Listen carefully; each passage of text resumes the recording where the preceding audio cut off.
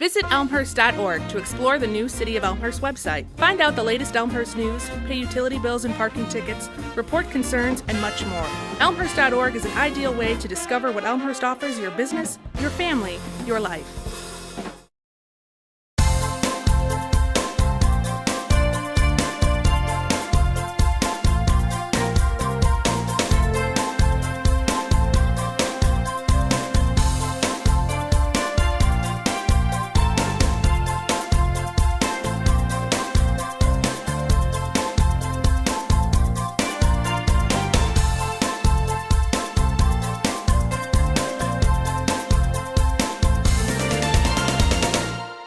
Good evening. My name is Jackie Tamer. I am the chairperson for the Elmhurst Commission on Youth. On behalf of the whole commission, I'd like to welcome you to this wonderful program tonight.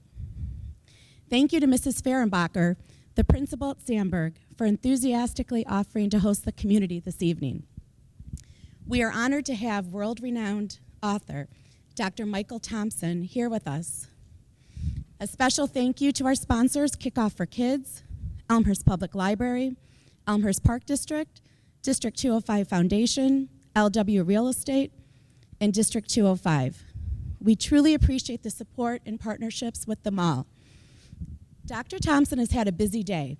He's been at Churchville, Bryan, and Sandburg Middle Schools presenting on Best Friends, Worst Enemies, and York High School presenting on The Pressured Teen. Thank you to the principals at each school for hosting these presentations and working with the scheduling piece for the kids. I would also take the opportunity to thank the entire Youth Commission for working endlessly to bring this day together for you all. A special thanks to Jan DeCourcy on our commission for organizing Dr. Thompson's event schedule and driving him all day from school to school. Thank you, Jan. After Dr. Thompson's presentation this evening, there'll be a brief Q&A session. If you have a question for Dr. Thompson, we just ask that you write it down on the index cards that you received, and about halfway through, volunteers will be walking through with a basket to collect them. We're going to try to get you as many questions as possible. The evening will conclude at 8:30.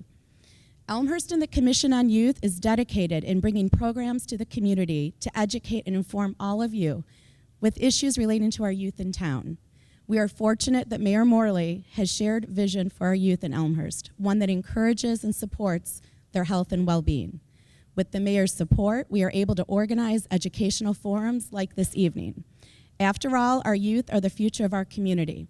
It is my honor and privilege to welcome Mayor Morley here this evening to introduce Dr. Michael Thompson. Mayor Morley.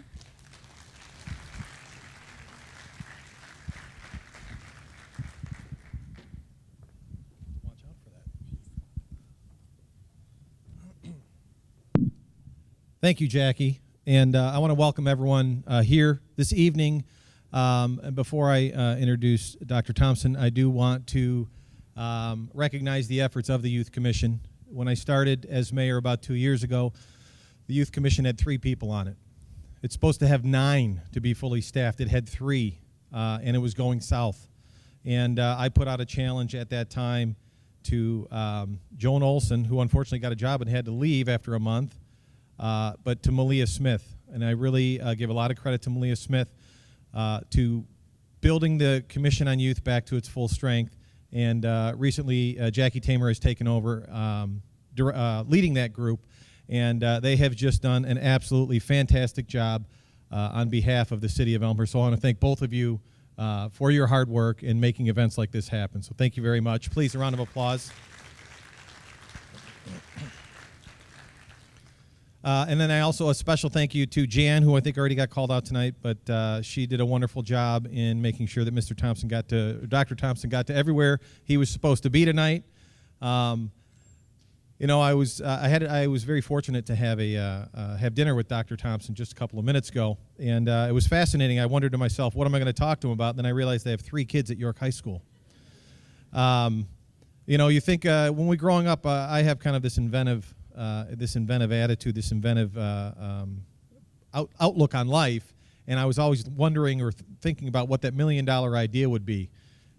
And I think Dr. Thompson has hit on how to understand teenagers. That's a $1 billion idea. Anyway, he's a very fascinating gentleman, and he's very, very interactive. One of the things we talked about is that he talks to people, not at people. So he's going to get you engaged. You're looking forward to. It's going to be a great evening. So without any further ado, Dr. Michael Thompson is an author and psychologist specializing in children and families. He is a supervising psychologist for the Belmont Hills School in Massachusetts. He has worked in more than 700 schools across the United States and internationally, and he presents to parents regularly as well. He and his co-author wrote the New York Times best-selling book and PBS documentary, Raising Cain, Protecting the Emotional Life of Boys. He's also the author of numerous books, which you saw when you came in here this evening. He's a dedicated speaker and traveler. Dr. Thompson has appeared on The Today Show, The Oprah Winfrey Show, ABC 2020, CBS 60 Minutes, The Early Show, Good Morning America, and has been quoted in the New York Times, The Washington Post, Newsweek, Time Magazine, U.S. News and World Report, and probably soon to be the Elmhurst Independent and Suburban Life, which you can add to this. He's also been a guest on Morning Edition and The Talk of the Nation. After presenting at the middle schools and high schools earlier today, we are happy to welcome Mr. Thompson to his final and eagerly anticipated discussion with the Elmhurst parents about what he has learned about the complex journey students face as they develop their school career and their experience with parents' involvement along the way. So without any further ado, Dr. Thompson, I welcome you to the stage.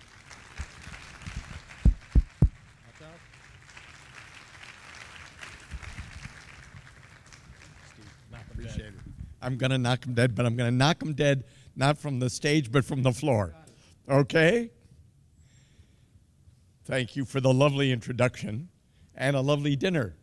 I've been taken very good care of by this community all day, by Jan and by Jackie, Mayor Morley, and now I want to be helpful. You come to a talk on the pressured child, right? And you're not watching Monday Night Football. So clearly you have concerns. I wrote a manuscript some 12 years ago called, my working title was Smarter Than We Think, What Kids Know About School That Adults Have Forgotten. Because after working in schools for 25 years, I realized that many parents hoped that they could kind of create a much different experience in school than they might have had. Especially true of parents who send their children to independent schools and are paying a tuition. But it's also true of parents who move to a suburb with superb schools, and usually, very often, the purchase of the house is really contingent on the school district. And they're hoping for a rainbow-like experience for their child, ending in a great college. But as a psychologist in school, I've had a talk with a child during the day, and the child's having this kind of experience. And the parent talks about this kind of experience. And that discrepancy, over and over and over, between what the parent hoped for and what the child was actually having, was what prompted me to write this book called Smarter Than We Think, What Kids Know About School That Adults Have Forgotten. I sent it to my publisher. They called me up and they said, we're accepting the manuscript, but we hate the title. We will not publish it under that title. I knew they wanted the overpressured child because they thought it would get me on morning TV. Everybody likes to see really nutso parents on TV who've got their kids in tutoring and lessons and violin and select teams and everything. I mean, none of this would happen in this sane town, I'm sure. But I didn't want to call it that, and that wasn't the book I'd written. So I wrote up a batch of new titles, and they rejected them, said they wanted more. I wrote up another new batch. Ultimately, they rejected 14 title ideas. And I finally called my editor. I said, "You're just not going to like any of my titles, are you, Nancy?" And she said, "Oh, we are, Michael. we're just looking for a 3-word title that ends in the word child, that makes a mother in a bookstore anxious when she reads it, and a subtitle it offers to relieve the anxiety that the title had created. So in case you want to know how publishers think about parenting books, right? That's the formula. And I should have bitten my tongue, but I said, that is so pedestrian and formulaic. And she said, well, maybe so, but David Elkind's The Hurried Child sold more than 3 million copies. Stanley Turecki's The Difficult Child is in its 38th printing. Ross Green's The Explosive Child is doing very well, as is Perry Klaus's The Quirky Child. So for marketing reasons, we went with The Pressured Child. And I've now realized, after speaking from this book for some years, that it's kind of a projective test, that people who come are often have concerns about many different things. In fact, there are some people who come to my talk to find out how they can pressure their child more. I've had that. So what brought you here? 3 or 4 people just say, if I could address the concern you have about your teens, your middle schoolers, your elementary school child, well, let's do that. How many of you got child from birth to 5? Okay. 5 to 10, 10 to 15, 15 to 20, okay, 20 to 25. What are you still hoping for? So somebody, come on, play with me. Tell me why you're here. If I could address the pressure that you worry about most with your child, what would you talk to me about? Yes, please. Please. Can I know your first name? Kathy, there you go. Yes. Less concern about what their friends think of them. So you have a 6th grade girl? I have a 9th and 10th grade boy. Really? Really? And he cares about his reputation. His image. Yeah, well, 9th grade boy, image is everything. And he's coming to you and saying, Mom, I'm too worried about my image, and could you give me some advice? And if you see an expert, would you find out what I can do with my overfocus on my image? Yeah, right. So since he's not going to take any advice that I'm going to give you, Kathy, how could I address what your worry is? That he's too self-conscious, he's too self-absorbed, he's too focused on the superficial. Okay. Were you very deep when you were 15? Did life make you deeper than you were when you were 15? But you've lost confidence that will happen for him?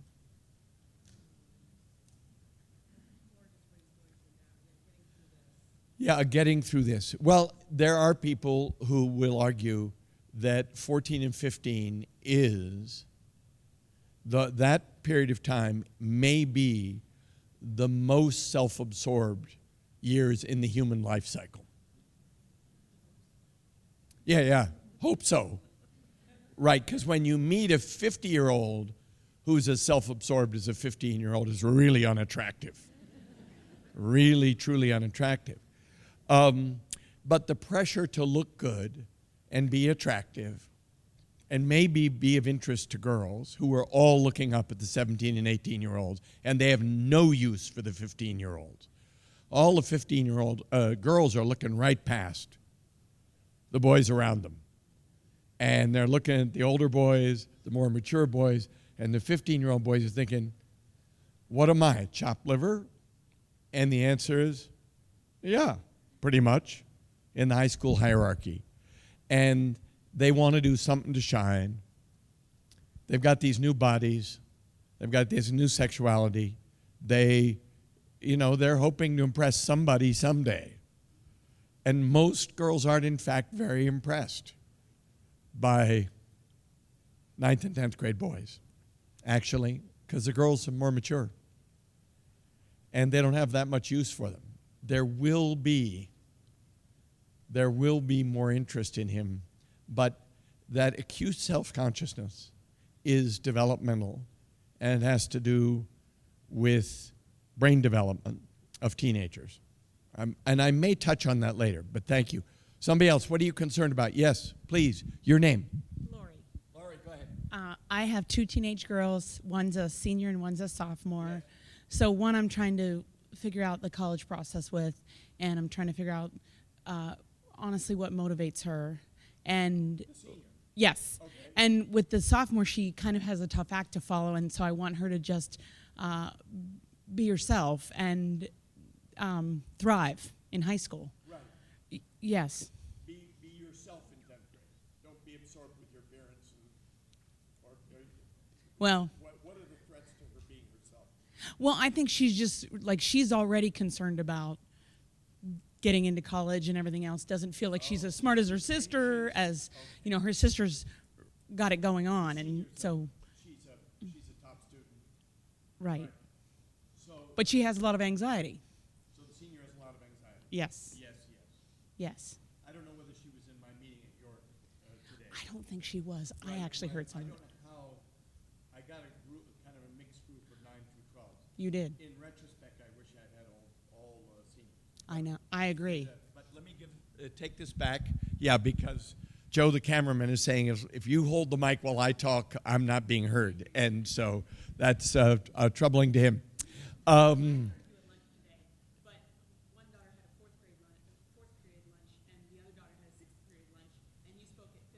Right. Yeah.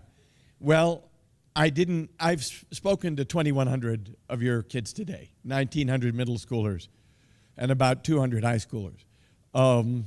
And I did talk with the high schoolers, and there were a lot of high schoolers who talked about being very anxious about the college process. Their sleep is way below where it should be. There's some anxious kids, no doubt, and they feel the pressure. And when I asked them about the kinds of colleges they think about, the names they threw out to me are among the most competitive colleges in the United States. Names that are not just top colleges to get into in Illinois, top colleges to get into in the world. And there were some of them who believe, if I don't get into those colleges, I may not have a good life. Because one girl said, you go to a good high school, get into a good college, good job, good life. And actually, well, let me ask this.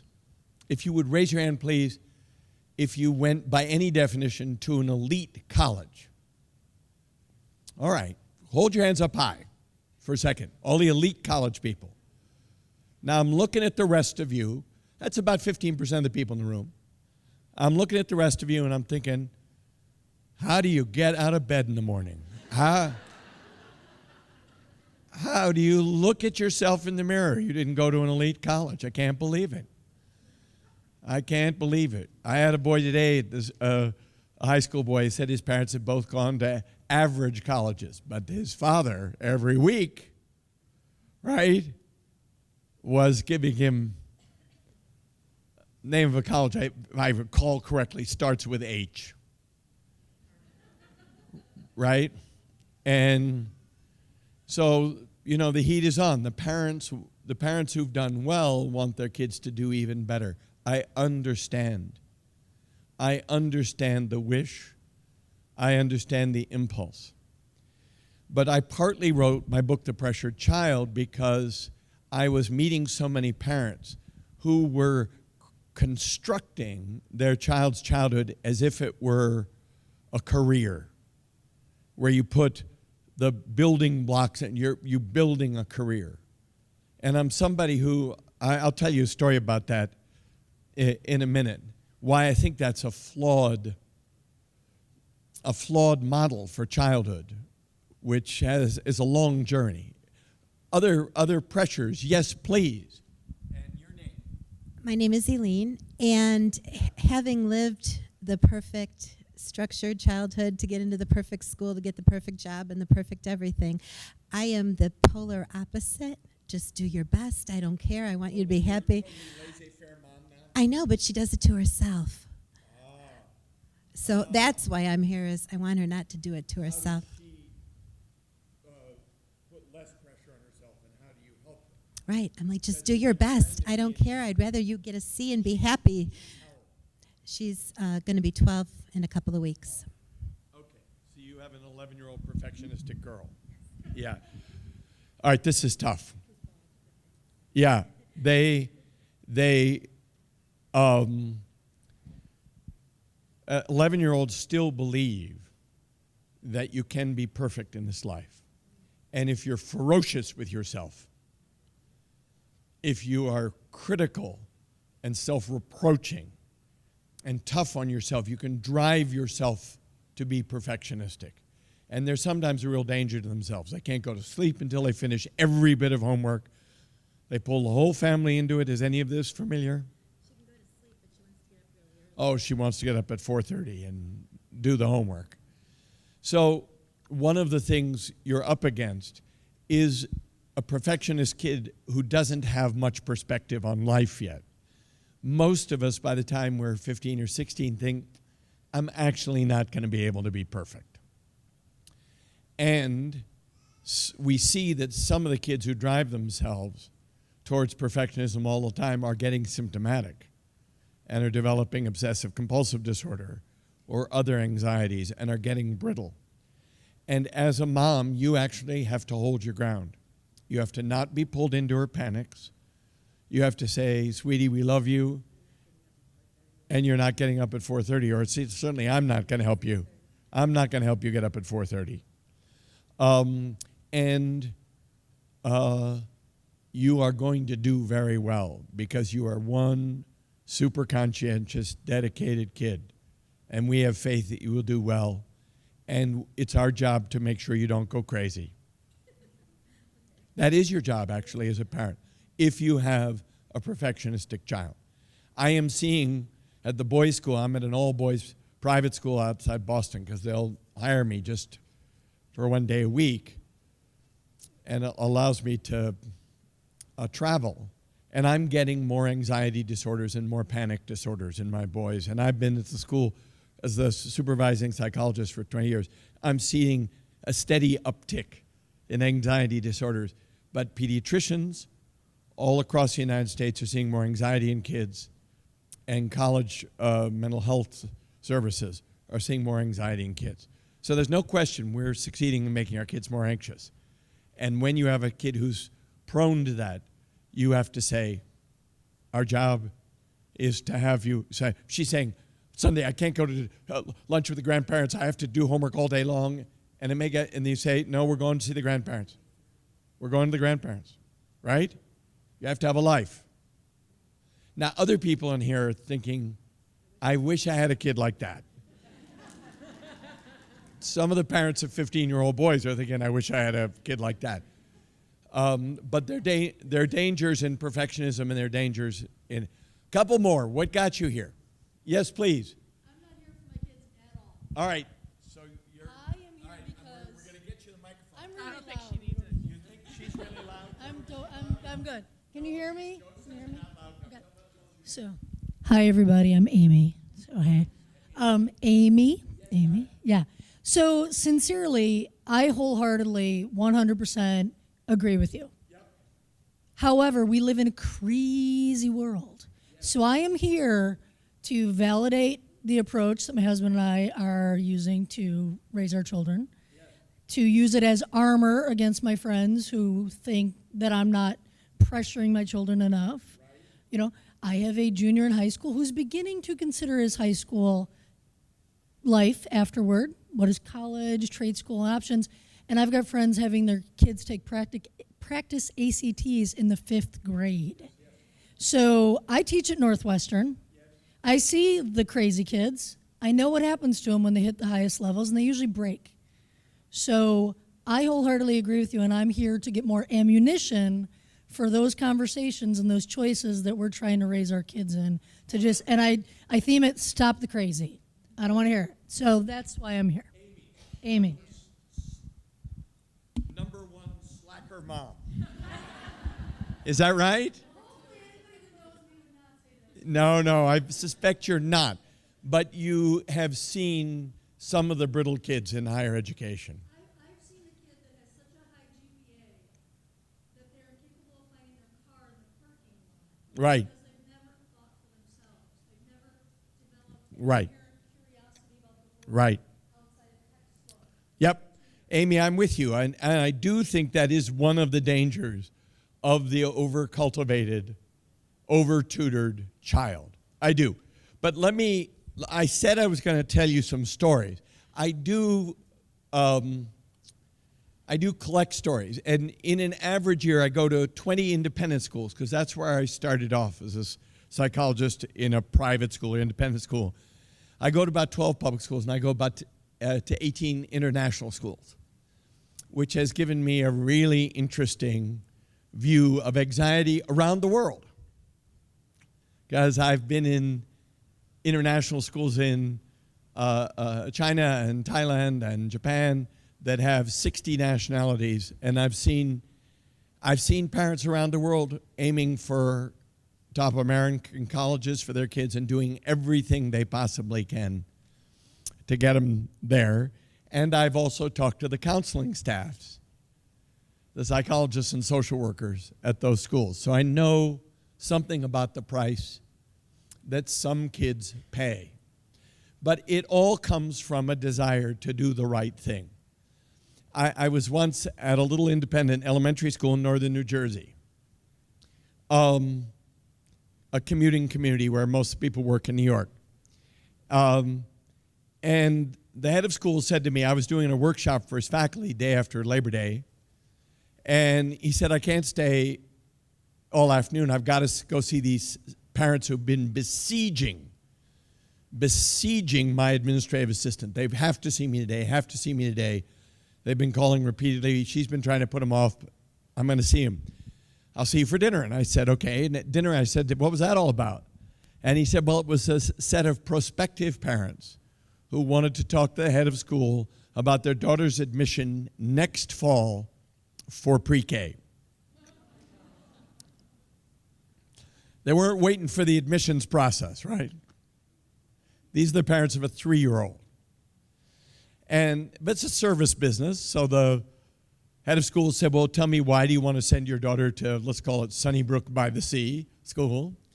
And the father said, well, I've done the research. Of all of the independent schools in northern New Jersey, you send the highest percentage of your graduates on to Lawrenceville. And of all high schools in the United States, Lawrenceville sends the highest percentage of its graduates on to Princeton. So that's why we're here. Here's a guy who, out of love for his daughter and a desire for her to do well in life, is planning her Princeton career when she's 3. Now, what's the problem about that? We know nothing about his daughter as a student. I don't mean how bright she is. There are developmental tests that you can give 3-year-olds. But she hasn't hit the ground in school. We don't know how she's going to take to school. And yet he's putting the blocks in place for her to get to Princeton. He's right, incidentally, about Lawrenceville School. Does anybody, how's your New Jersey geography? Does anybody know why Lawrenceville sends the highest percentage of its graduates to Princeton University? Yes, and the answer is, it's down the street. And they have a ton of Princeton administrators and professors. And if their kids are bright enough, there are all kinds of breaks for professors and administrators. I'm at a little private school outside Boston, 3 miles away from Harvard, that sends more kids, out of proportion to our numbers, to Harvard, because we're so wired into the Harvard community. These elite institutions are complete meritocracies until they're not. But at any rate, but playing the odds, this business of building a career doesn't take doesn't take the child's own experience of school. And I'll talk more about that later, about how children do or do not take to school, and whether or not kids have what I call a school brain. I was once, when The Pressured Child came out, I had followed a boy through New Trier High School, and New Trier High School said, "We do not want you to write about New Trier. We're so tired of the kind of what privileged kids, you can follow this kid." The parents had invited me to follow their son, but I did it on the condition that New Trier wouldn't be mentioned in the book. And so there's a boy in the book who's at New Trier, and it was only after the book came out that the administrators there read it and said, "You can say it was New Trier. You passed muster." But I went and spoke to parents at New Trier when the book first came out. And a mother said to me in a setting like this, she said, "Dr. Thompson, I'm so worried. I'm so worried about my daughter." I said, "Okay, tell me." And she said, "Well, she's a junior and she wants to try out for this dance troupe, and it's so competitive, and she's taking dance lessons, but so have all the other kids. And I'm just so worried that she won't get in." And I said, "Well, aren't there other dance groups at New Trier? Right? There's lots of everything here." And she said, "But this is the best one. And it's the one she really wants." And I said, "Yes." And she said, "I'm just so worried." And I said, "Well, if she doesn't get in, aren't there other places she could dance? Or their amateur theater company?" I was trying to think. She said, "But this is the one she wants." And I said, I guess I'm not hearing a question. I was hearing a flood tide of anxiety on the mother's part. I said, "I'm not hearing a question." And she said, "I'm just so worried if she doesn't get this, it'll ruin her interest in dance and the arts for life." Okay, how many people got cut from something in high school? How many of you did not make the varsity team, did not become a cheerleader? And were you thereby traumatized? Were you traumatized? You were not? You were traumatized then. But was your mother in agony about it? Yeah. So William Damon at Stanford, a professor of psychology, says American parents are currently parenting with trauma theory in mind. And they often are feeling as if a reversal, a bad grade, something will traumatize their child. And a lot of our parenting now, it becomes very anxious because we're afraid that the child might in some way be permanently traumatized by not making the dance troupe at New Trier. What was weird, of course, was that I'd spent the afternoon talking to administrators at New Trier about the cuts, right? And York High School is 2,700 kids. I mean, a lot of kids aren't going to be in a musical at that high school, right? How many musicals would you have to have a year to have every child have a part in a musical? You can't have that many musicals. And so there are a lot of kids who aren't going to get to do something, even a fine high school. Well, that's okay if the kids can bear the trauma. How long were you traumatized by your being cut? No, this lady yeah. How long were you traumatized? A week? A week of trauma, but not a lifelong trauma. Yeah. Well, one of the things that we're getting now at my school and at all the schools to which I consult, both independent and public schools, are parents coming in afraid that their child, that things that I think of as fairly normal school, disappointing, hurtful, harsh sometimes, but survivable, the parents now think are traumatizing. And the difficulty about that is, if a child has had a reversal and her parents think it's traumatizing, it's going to be more traumatizing for the child, because the child will see her pain through the eyes of her parents. You see what I mean? Anxiety is a kind of a catching. So two more exotic school stories. I collect these stories from This is from a school in West LA, on one of those hillsides that overlooks Los Angeles, multi-million-dollar homes. And the head of this little elementary school said, "Would you see my sixth graders? They're so anxious about next school placement." He said, "I think almost all of them have tutors for the ICs, which is the middle school entrance examination for private schools." So I went 23 sixth graders, and I said, "Okay, how many of you have a test prep tutor?" 21 of them raised their hands. 21 out of 23. I said, "What's the average amount of test prep during a week?" 2 hours during the week, 2 hours Saturday morning, 4 hours of test prep for the ICs, sixth graders. I said, "How many of you have a test prep tutor and how many of you test prep tutor and another tutor, subject tutor?" 12 of them raised their hands. I said, "How many of you have 3 tutors?" I thought, why not? "How many of you have 3 tutors?" And 2 kids raised their hand. There was a really together-looking girl in the front row and a really spacey boy in the back. A really, really spacey boy in the back. And I have a soft spot for spacey boys, so I called on him. I said, "Tell me what your tutors are for." And he said, "Well, I have a test prep tutor, and then I have a reading tutor, because I don't like reading all that much. I'm not that good at it." Whether or not getting a sixth grade boy enthusiastic about reading is best accomplished by getting a reading tutor is a talk for another time. And I said, "Your third tutor?" And he said, "It's for." He said, I can't remember what the third tutor's for." And I said, "Is it an organization tutor?" He said, "That's it." Organization tutor. I said, "How many days a week do you have tutoring?" And he said, 6 days a week.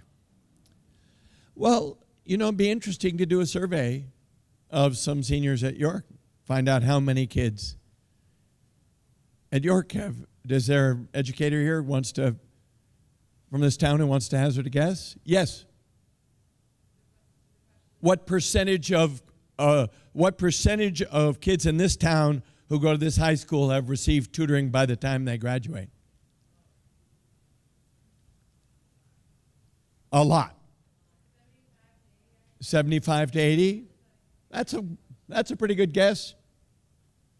And it's not all remedial tutoring. Let's give you an edge. Anyway, I said to this boy, "What would you be doing if you weren't getting so much tutoring?" He said, "I'd be riding my bike. I love to ride my bike." So I decided to take a risk, tell that story that night at that school. And his mother was in the audience. And she got my email, and she wrote me, and she said, "It was very poignant to hear my son's life described by you." I hadn't used his name, but she knew who it was, obviously. She said, "I grew up in a small town, and I always had a chance to ride a bike. Always had a chance to ride my bike." And she realized that her son almost never had a chance to ride a bike. How many of you in here walked or rode a bike to school? Yes. Used to be 80% American kids walked or rode a bike to school. That's down to 13%. They have no time away from us. They're always in a car, whether you check whether they've done their homework or asking them, "How was school today?" Right? The most asked, least answered question in America. So one final story. Oh, the mother wrote me, and she said, "I was so moved by your talk, I fired 2 of the tutors." Presumably the organization tutor her son couldn't even remember. And incidentally, what used to be an organization tutor 12 years ago is now an executive function tutor, and is $50 more an hour. Because that, right? Executive functioning. My goodness, got to do that. I'm sure she kept the test prep tutor because everybody in the school was crazed.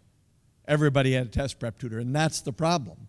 When the temperature goes up and everybody has a test prep tutor, and then you're thinking to yourself, "Amy, I'm not doing what everybody else in town is doing, right? And maybe I'm short shrifting my kids somehow. And that's a bad feeling. So I'm going to use this talk to try and take you back to school, to remind you that school, while in many ways school is a better place for kids than it used to be. The pedagogy's improved, our understanding of learning disabilities. Over my lifetime, schools have gotten better, but they haven't changed all that much. And no sane adult could go back to school. No sane adult. I mean, adults are always saying, I'd love to go back to school. You mean college. Right? Your first class at 9, coffee with your friends, and a lab at 1, get some of your work done in between, right? You're not thinking 7 classes a day, 5 days a week, 30 weeks a year. No sane person. And I just had a wonderful day with all of your middle schoolers. But would anybody voluntarily ever go back to middle school? No way in the world. So I once talked to a principal, and it was a very old-fashioned principal of a small school, and he's moved on. But he told me he did all of his own faculty evaluation. 70 teachers, and he sat in 2 classes of every teacher, sometimes 3. So he's going to 140 to 210 classes a year, and he tried to distribute them 1 per school day over the year. But if he were pulled away by school board and architects and all kinds of things that school leaders are involved with, it's a very complex job, he'd miss some days. And he said to me, then I'd come back and I'd have to double up or triple up. He said, no matter how well taught the classes were, if I had a day with 3 classes, I dreaded the day. He said, I'd come back to my office and think, I can't sit in 3 classes. He said, I want to jump out of my chair. I want to speak out of turn. I want to write notes. I want to look out the window, right? And he said, and I can't do 3 of them, and I'm asking my kids to do 6 or 7 of them a day. It's impossible. So when I was writing my book, I thought I could write it from the point of view of a psychologist sitting in an office in a school, and I eventually realized, partly as a result of my conversations with this man, that what I had to do was go back to school and follow kids. So my whole book, The Pressured Child, is following kids through some of the top public schools in Massachusetts, through some fine independent schools, single-sex schools, girls' schools in Toronto, international schools. And what I did was I forced myself, I used my connections in education to find a kid who was willing to let me follow, and I would shadow a kid for a day.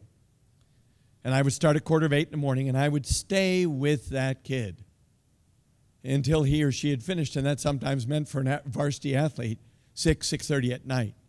And I crawled home exhausted, and that kid went home.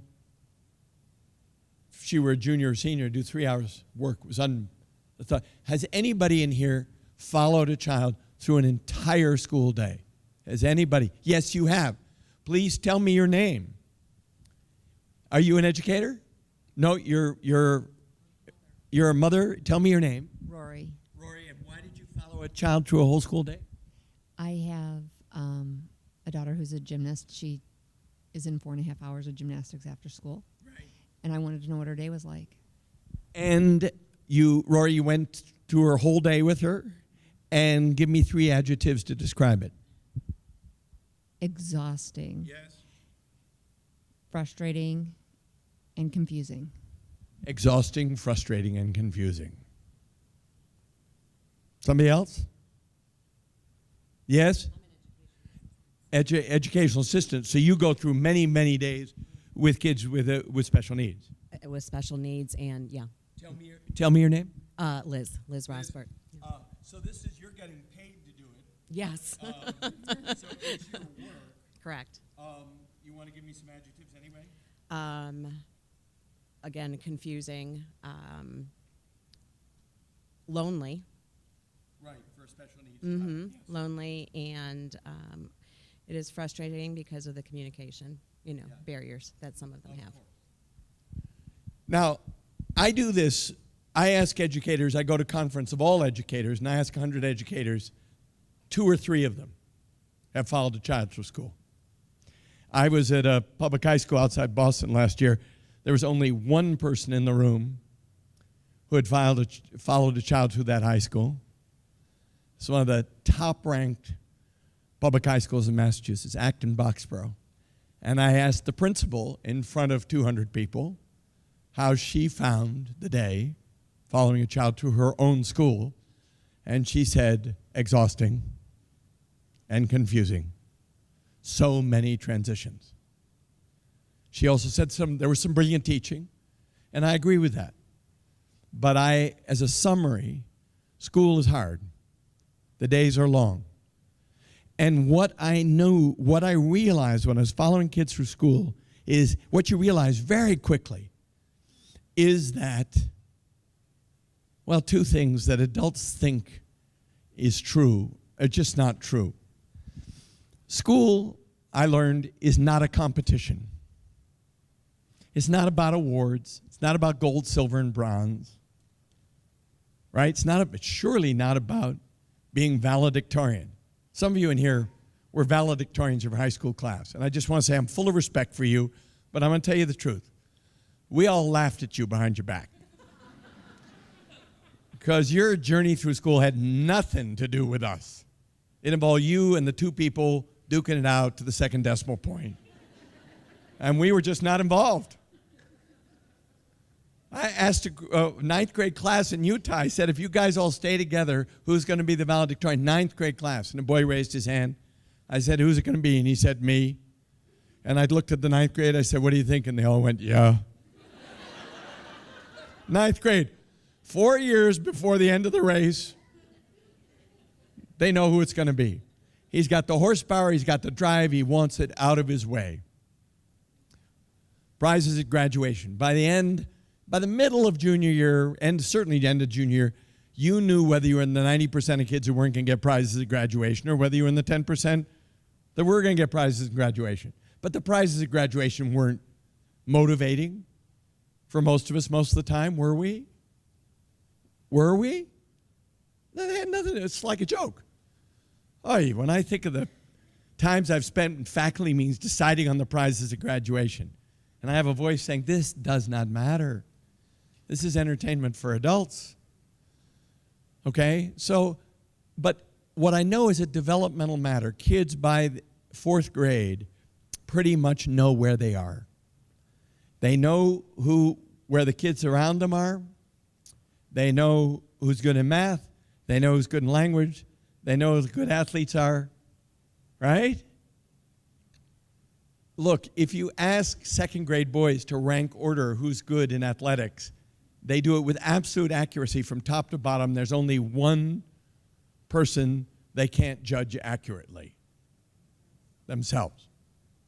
But by 4th grade, you pretty much know. By 4th grade, you know where you stand. And sometimes people bring kids to this talk, and if I've got a 4th grader, I say, do you know where you are in your class? Oh, no, I don't know. And I say, top half or bottom half? She says, top half. And I say, top half, the top half? Yes. I said, do you know all the kids who are ahead of you? Yes. Do you remember that? Do you remember in school knowing where you were and just trying to survive where you were? And here is the biggest news. And this takes some parents by storm. Every year at Belmont Hill, the school where I've worked for now 22 years, has a big problem. And I'm betting York High School has the same problem. Every year at Belmont Hill, 50% of our boys are in the bottom half of the class. Year after year after year. This fine independent boys' school, 50% of our kids are in the bottom half of the class. Right? And I was once at Shanghai American School in China, and I had the middle school director there, and I had about 500 parents. It's a big, big school.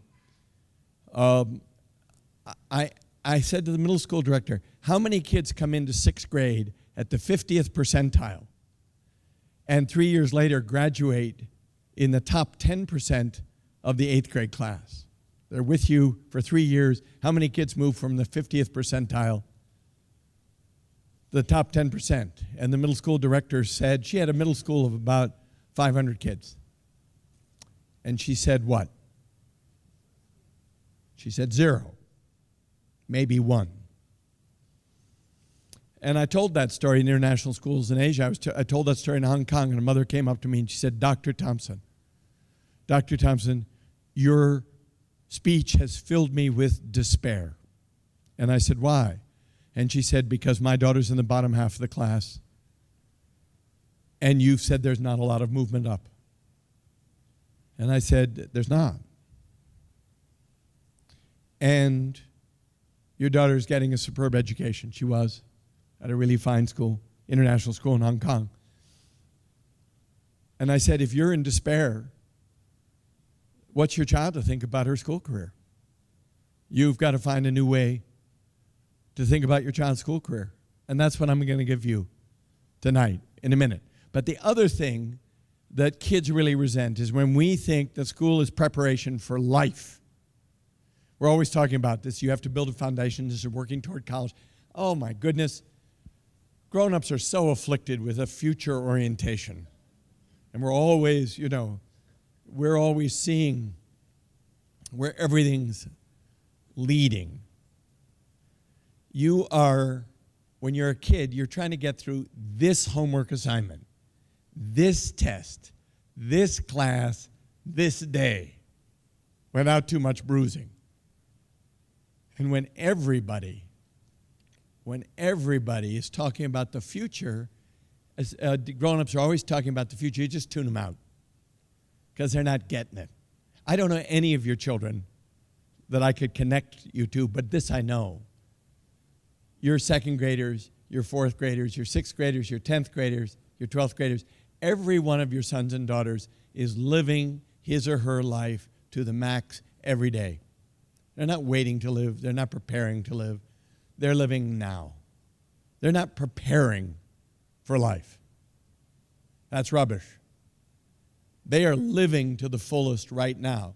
And if you want to understand kids, really, you have to understand that they are all in every day. And I said this to an audience once, actually. It was in a Chicago suburb. And a woman came up to me and she said, I have a story to tell you. I think it illustrates your point. My 7th grade daughter was in a middle school and somebody called in a bomb threat. And they had to evacuate. By rule, they had to evacuate the school, search the school. So a classic hoax, but very upsetting to this daughter and to the mother. The kids had to sit on the lawn. They had to call all the parents, pick them up. It was a mess. And the mother was made very anxious by it and was sure that her daughter was going to be made very anxious by it. And the mother thought, all right, if my daughter's really anxious about it, I'll give her a mental health day from school tomorrow. It's a modern parent, mental health day. So she called the school machine. They said, it would now be check the email, but they said, we searched the school, no bomb. But she went to her daughter and she said, sweetie, how are you feeling about, they say the school's open, now how do you feel? And her daughter said, I'm going. And the mom said, what about the bomb thing? And her 7th grade daughter looked at her and she said, Mom, if a bomb went off at school and I wasn't there, all my friends would be killed and I'd be left alone. She said, if something bad happens, I want to be with my friends. And the mother thought, you would want to be with me. What is life and death to 7th grade girls? They're friends. They just don't often get to say it. But she was all in, right? I'm going to live or die with my friends. And that is actually the truth of kids. They're all into their living at this moment. So when we talk about endless preparation, this is always leading to somewhere. Eventually they feel a little misunderstood. School for kids is about 3 things. Even the bottom 50% of the class is going to be fine if these 3 things are true. And I'll give you an illustration. At Belmont Hill, we don't give Fs anymore. We just give Ds, but Ds are the new Fs. So if you get 2 Ds at the end of a year, a D in 2 subjects, you can't continue, or you can only continue with a vote of the faculty. So every spring, I get some boys sent to me because they have 2 white slips. That is a warning that they got Ds in 2 courses. And I'll say to a 9th grader, just started with us, so how do you find Belmont Hill? Oh, this school is hard. And I say, well, where'd you go to school before? I was at Westfield Middle School. And I said, do you still have friends in Westfield? Oh, yeah, got a ton. Are they at the high school here? Yeah. And I said, what are they getting for grades? And he said, A's and B's, and they're not working half as hard as I am. And I say, okay, you want me to get you out of Belmont Hill? I mean, is this too demanding? And he said, no, I'll never leave here. And I said, why not? He says, all my friends are here. And I love my lacrosse coach. And then he names me the relationships he has with a couple of teachers. And I've already heard, or I've seen the kids testing, and I know he's likely to be in the bottom quarter of the class with us. But I know he has connection, recognition, and then he tells me, I'm working twice as hard as I ever thought I could. Says with pride. And I think, okay. Because what this boys' school does, sometimes with a lot of blood on the floor, is really produce disciplined boys. That's what we do. Our boys develop good work habits. And we track them down for everything. And it's not everybody's cup of tea. I am not here making a brief for my kind of school, this coat and tie boys' school, as being the ultimate in education. In fact, in many ways, it's very traditional. But it suits some boys. But as a psychologist, I need to get the boys out who are in despair or whom we're crushing, right? But this kid tells me he's got connection, he's got friends, he's got some adults that matter to him, he's got recognition for his sport, and he has a growing sense of mastery. He's learning he can work much harder than he ever thought he could. Connection, recognition, a growing sense of mastery. If your child has it, if your child has that, he or she is doing okay in school. My point of view. But if your child has to be in the top 10% of the class, and only that will do, and their child has to go to HYP or Stanford. And I heard some high school kids here talking about that today, and they're under intense pressure. And your high school students were, the sleep range ranged from 3.5 hours to 8 hours. The longest, I had talked to 12 kids today, the longest night's sleep last night. I asked them very specifically last night, when did you go to bed, when did you wake up? There was a 3.5 hour, there was a 4.5 hour, and there were a couple 8 hours, but it averaged out to just under 7 hours. One girl did the math intuitively for me. That's what she said. So this is what I find in high-performing schools and in demanding communities. The kids are losing sleep and they're getting anxious. So you have to, Amy, if you're going to reassure yourselves that you want affirmed, you have to look at a child who has and say she's okay, she's got connection, recognition, and a growing sense of mastery. Okay? It's not the grade point average, because most of us didn't find our true school experience represented in our report cards, did we? Remember, did you look at your report card and think, boy, that's me?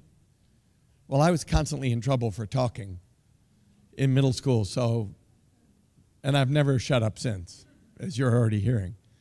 But I once was talking to a group of educators, and a teacher came up to me and she said, I want to illustrate that point about the report card.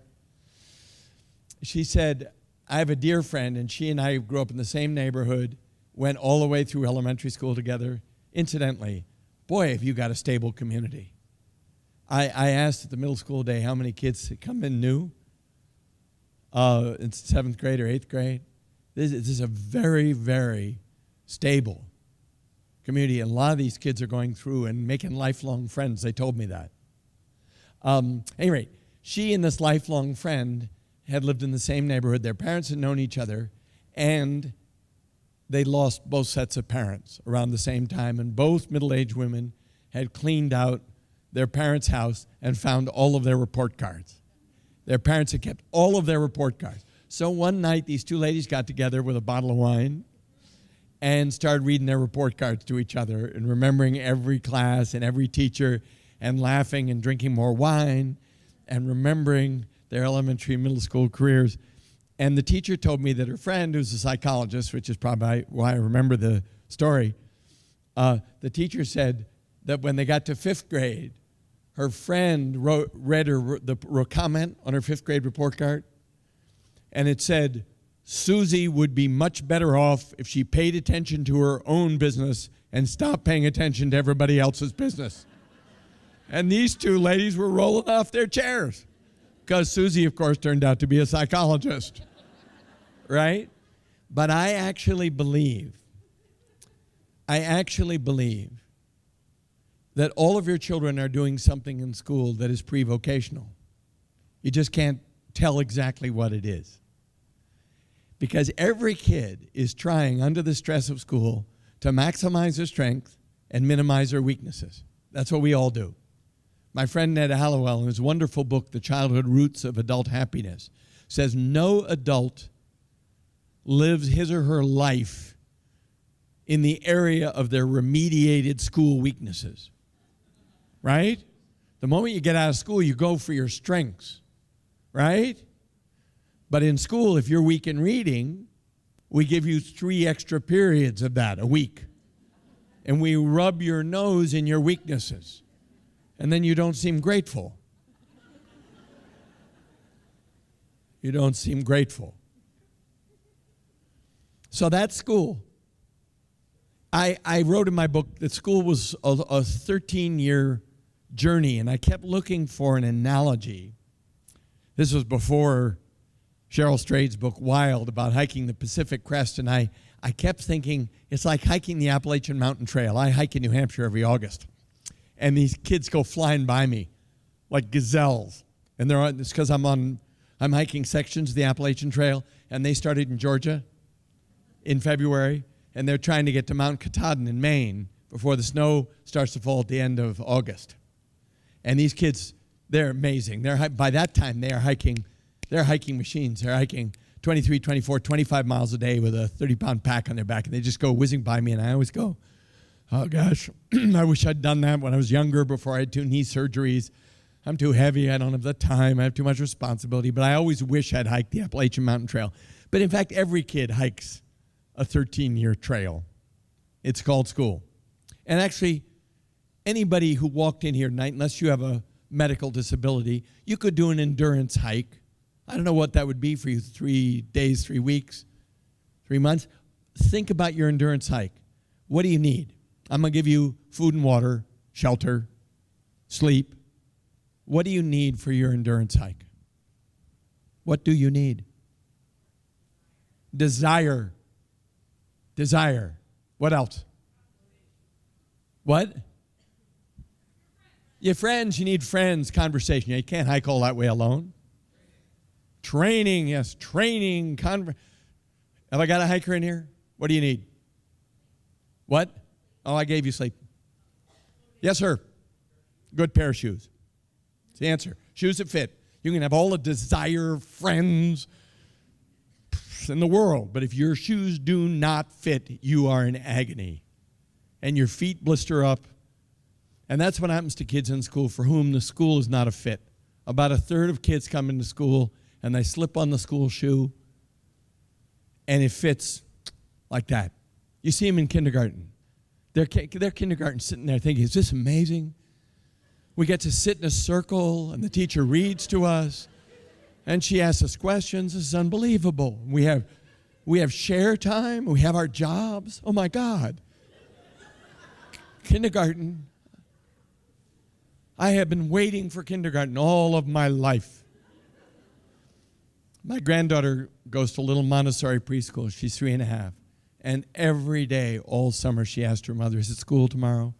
Is it school tomorrow? Is it school tomorrow?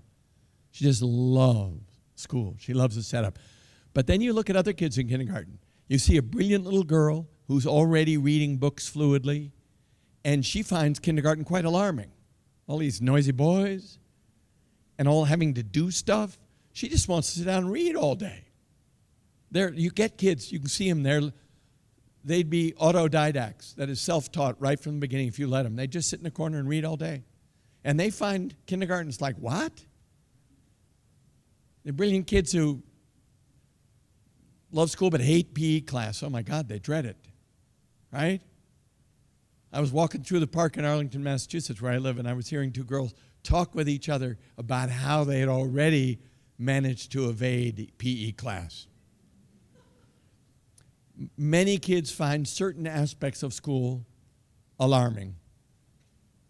And then there are about a third of kids where school pushes them into fury and despair and rage, where kids just run out. And of course, special needs kids, for them, school is often a pounding and a lonely pounding. We heard some testimony about that. 36% of boys who start 9th grade in the New York public schools do not finish high school.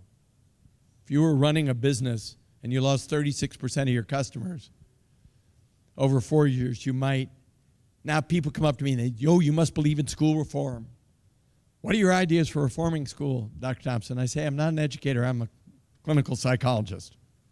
I believe about schools what Winston Churchill said about democracy.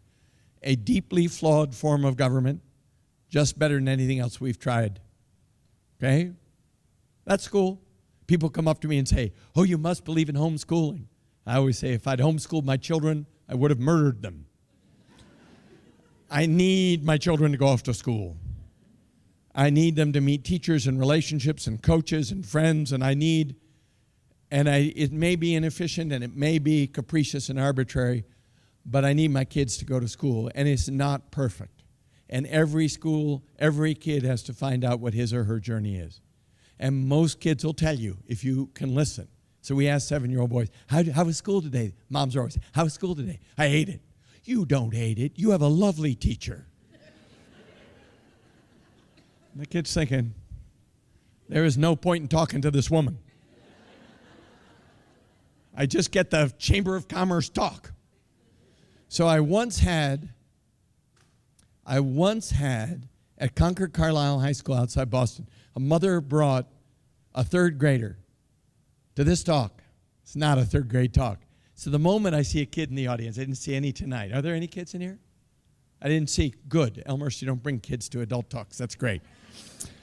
But this mother brought her 3rd grader, and I went up to him before the talk. I asked his name. His name was Teddy, and I said, Teddy, can I call on you?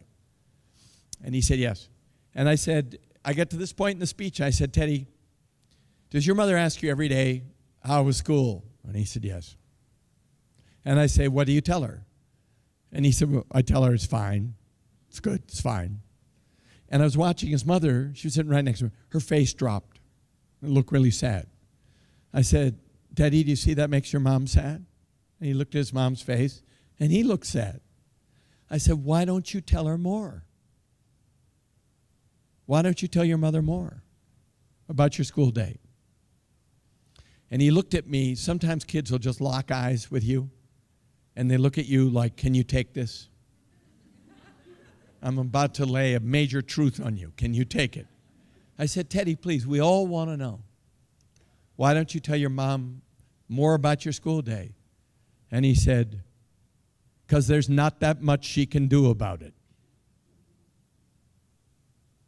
Right? I'm the one who has to get up every day and do 3rd grade. So I want everybody in here to think about being 15. You're a 10th grader in high school, 15. What percentage of your day, academic, social, extracurricular, your fantasy life, what percentage of your day did your mother know about? Put a number on it.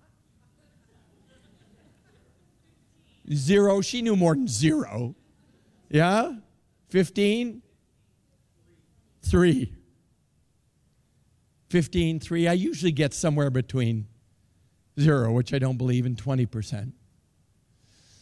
Now, ask yourself, if your mother had known twice as much about your school career, would it have made any difference to your school career?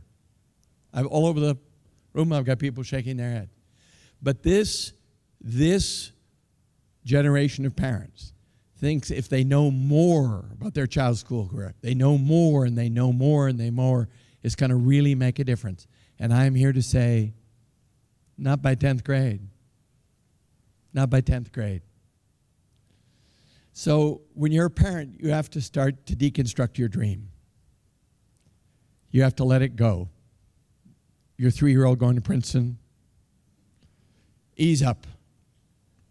Ease up a little bit. You know, part of being a parent is accepting the child you have, and that also means accepting the child's journey through school, which will be different from yours. You know, I had a mother say to me, it was a mother in London, she said, you know, my son's so disorganized and we've got tutors and I just think he could be doing much better. And I saw this guy sitting next to her who looked suspiciously like her husband. And I turned to him, I said, is your son's school journey just like yours? And he said, yeah. Right? I turned back to the mother and she said, yes, but he should be so much. I said, you married this guy, right? And your son's gone through school the way he did. So he's a successful dad, but not hardly a perfect student. And either was the son. But I get a mixture of stories about the disorganized kid or the perfectionistic, anxious kid. And you don't get to dictate it either way. You have to maintain perspective. Let me stop and take some questions. They've got some cards for me, but have you got cards for me? Oh, okay. I thought you were doing that halfway through my talk. Well, I'll tell you one more story about the wisest teacher I ever had when I was in training as a psychologist. And he drew an H on the board. His name was Alfred Flarsheim. I met him when I was at the University of Chicago. And he drew an H on the board, like this 2 vertical lines and a horizontal line. He said, this horizontal line is your level of functioning. Okay? But that line can move up and down. You can function higher or lower. Said, but you meet somebody and this is where they're functioning. So there was this big capital H. Picture that in your mind. And then he said, any damn fool, he said, and he drew a dotted line above that solid line. He said, any damn fool can tell you you should be here. You should work harder. Teachers write this all the time. Susie would do much better in Spanish if she worked harder. Duh. We'd all do better in Spanish if we worked harder, right? And Alfred Flarsheim drew a dotted line below it and then an arrow up to the middle thing. He said, if you really want to understand human beings, and he meant kids too, you have to realize what they do every day to get to where they are. Everybody's trying to do the best they can at any given moment. Tell me your name. Laura, are you doing your best to listen to me? I am. Is this the best you've ever done listening to somebody? I think so. Oh, this is it?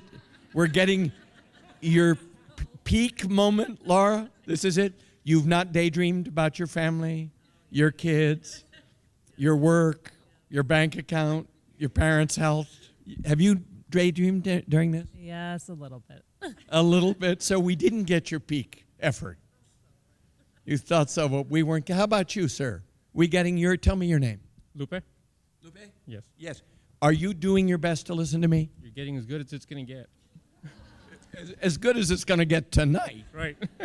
Have you ever paid attention more in a more focused way to anything in your life? I'm sure that I have various times. Yes.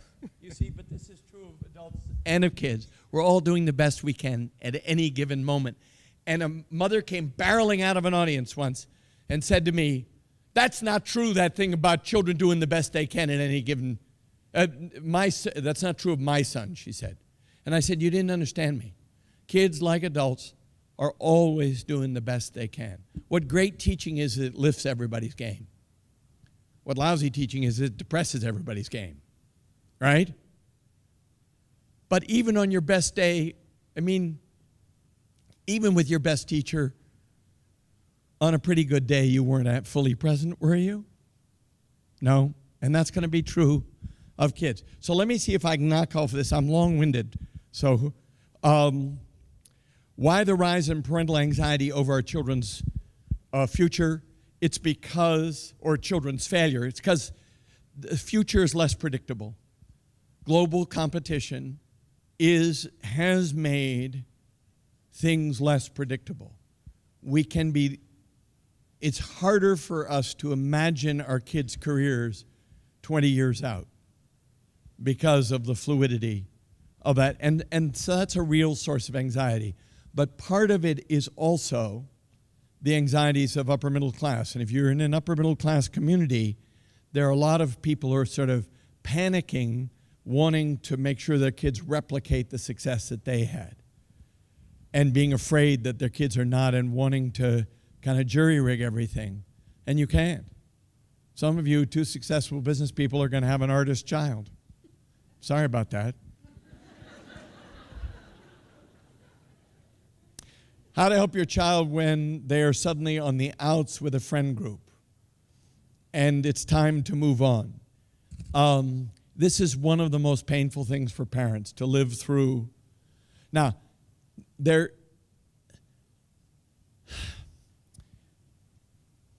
fourth grade girls, not everybody likes this term, but it works for me. Fourth grade girls get involved in drama. And then that's completely preoccupying for them, so they ramp it up in fifth grade. And then they ramp it up higher in sixth grade. And seventh grade, they are the masters of drama. And it sometimes involves betrayal and gossip and hurting and a group moving on. And it's really painful. And if you've got a 10th grader who had best friends coming out of middle school, and all of a sudden her 10th grade group has dropped her, that's really painful. And it can cause a girl to get sad for a year. It usually means that the group she was with has moved on faster sexually and in substance use than your daughter. But it also means your daughter's sitting alone in her room, not with a group she was with before. I don't know any easy fix for this, except to say, sweetie, I'm so sorry. This is so painful. I'm so sorry. Is there anybody you'd like to have? We're going skiing this weekend. Is there anybody you'd like to have come with? Is there somebody who's interested in you? You can, it's harder with 10th graders, but with 4th and 5th graders, you can invite other families over. You can relate as families. Your 5th grader may say, "Oh no, that's just impossible, Mom." But when 2 5th grade girls are faced with 4 adults in the living room, they will go find something to do. How do have kids work to potential to develop grit? So somebody has read Paul Tuff's book, How Children Succeed, about the non-cognitive characteristics, the list by Seligman, Duckworth, and Peterson of the University of Pennsylvania. And I just presented last year with Angela Duckworth. She's writing a book on grit. Everybody wants their kids to have grit. Overnight camp. Not always, the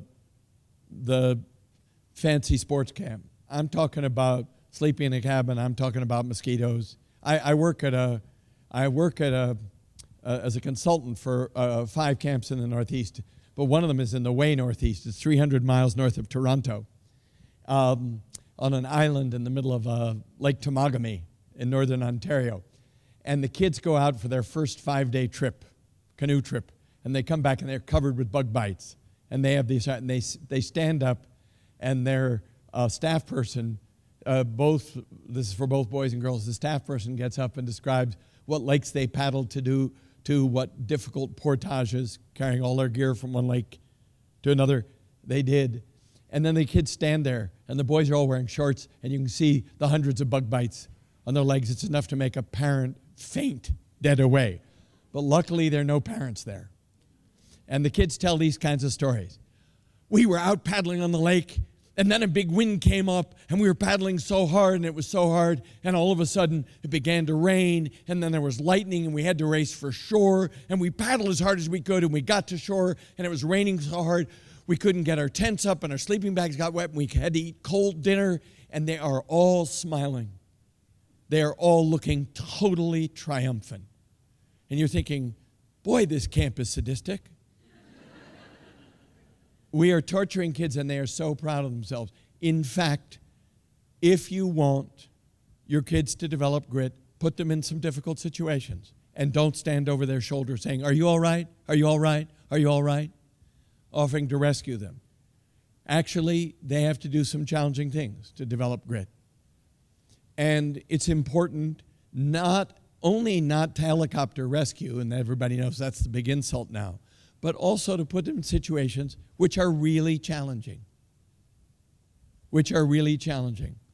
And I'm somebody who believes that nature, now this is a personal opinion, nature turns out in many ways to be more challenging and character building than town sports, which are quite regulated and infected with adult ambition. And nature is quite implacable and neutral, and kids have to deal, and I see kids grow. I see older kids grow when they take care of younger kids. I see older kids grow when they take care of disadvantaged kids. I see all kids grow when they have to take care of a pet and clean up, right? One of the educators I most admired in my life was a director of the upper school at Belmont Hill School, a man named Cliff Goodband, who sadly died a few years ago of cancer. Too young, i.e. my age. I once asked Cliff, what was the most important educational experience of your life, Cliff? And he said it was on weekends when my veterinarian father took my brother and me to his veterinary hospital. He didn't have a weekend staff, and we had to clean out all the cages. It was a really crappy job, and we hated it. My brother and I always complained about it. We're always trying to stick each other with the dirtiest cages. But he said, the experience of watching my father's devotion to his animals and the care he required us to give to his animals was the single most important educational experience of my life. For those of you who think the single most important educational experience is tutoring for the SATs, no, it's something real. It's something crappy, right?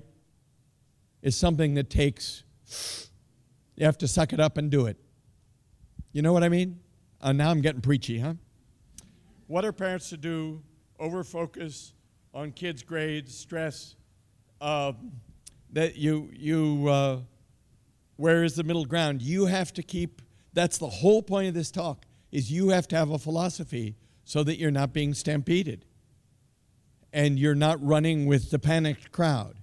What I worry about in communities like this is that the 10, 15% most anxious parents will get everybody going, right? And you have to calm down, especially if you have a child who's prone to perfectionism and anxiety. Why do I set expectations without my child feeling overpressured to meet them?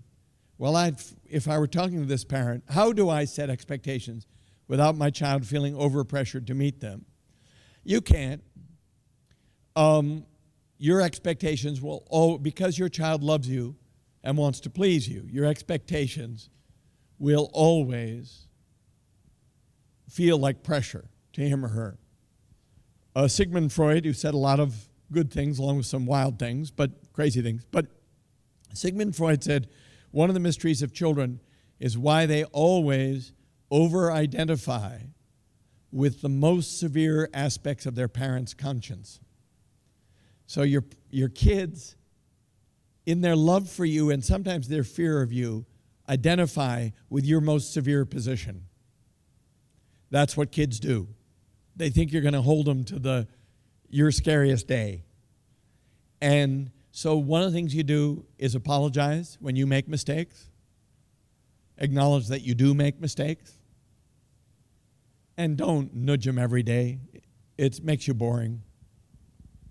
I mean, you'll nudge them a lot because you're parents. I nudge my kid a lot. Both my kids. As a parent, we got this script and we can't really abandon it. But if you acknowledge error, and especially, and most importantly, sometimes your own errors in parenting, then you're modeling for your child self-forgiveness or self-perspective anyway. How would you approach assessing a 12-year-old boy's self-measure of happiness? Well, don't ask him how he is, because that's hopeless. Does he seem happy? Do you see him laughing with his friends? Does he go off to school pretty happily? Is he doing well enough in school? Ask his teachers, does he seem like a happy kid? But if you ask your 12-year-old son, are you happy? You're going to be disappointed in the response, because he's going to say, yeah, I'm fine. And you say, no, but I really want to know. And he'll say, I'm really fine. Leave me alone. Because boys often think that their moms and dads are going to embark on a conversation which will be overly long and boring or exposing or prying or intrusive. And by that time, they're very good at shutting you down, aren't they? Unless you've got a boy talker. There are some boys who'll tell you everything. Moms are always so happy with them, but they're a small minority. So I've been told we're done. Thank you, so many of you coming. I hope you found this useful. Thank you.